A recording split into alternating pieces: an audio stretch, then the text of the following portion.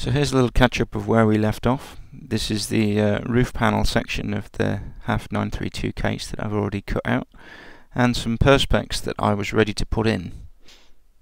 I've also picked myself up a router and bolted it to the bottom of my workbench with cable tie holding the power button on. Not ideal, but it'll do for now. And just got a normal cutting bit in there. I had a bit of a play with some scrap pieces of perspex first, just to see how it would turn out. And it's quite easy to do. It's just a case of getting it all lined up. It's a bit difficult with a wobbly workbench. And this is what it should look like when it's finished on the main panel. And as you can see, I've done the edges of the panel already, and it does look pretty good. It needs a little bit of sanding down just along the edge to get rid of some of the tool marks on it. Now, the workbench wasn't really ideal, so I picked myself up a router table, and it's 10 times easier to do any sort of work on it. It's got other attachments that I've taken off to do this sort of work, with Hoover attachments and God knows what else, to try and keep the place tidy, and a nice emergency stop button as well. Moving on to the top section, I'm looking to change out these two LEDs, which are the power and the hard drive activity, and the circuit board's held on just with 3 screws, so it should be a doddle just to whip that out. It's a bit of a fiddle trying to pull that out. It's all caught on all sorts of things, and you could undo the hot glue on there, but I've left it on. I've also picked up 4 little LEDs just in case I break a couple, and I picked up some needle nose pliers to try and hold this thing to get it off when I'm soldering it.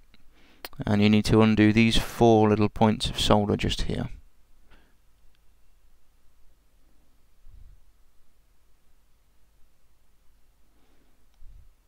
And the soldering iron I've got is a bit massive, and it's an old one, and I'm looking to get a new one, but for what I need to do, it's pretty much done.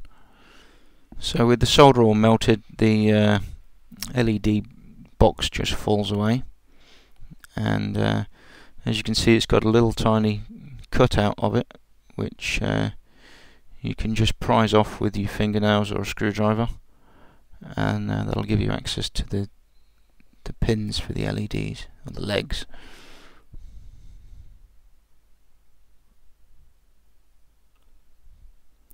And a bit tricky depending on how much solder you've left on the legs.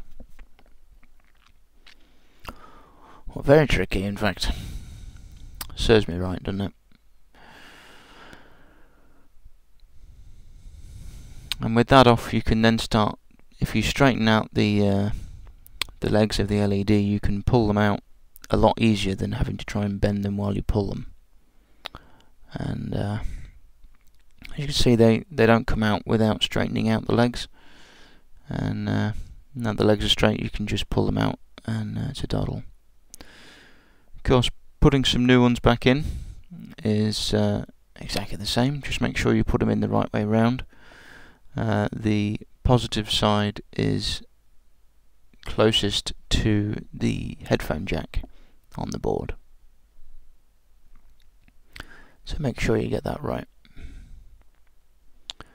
And then you can bend the legs out to where they need to be to go back into that little plastic clip that I've just taken off.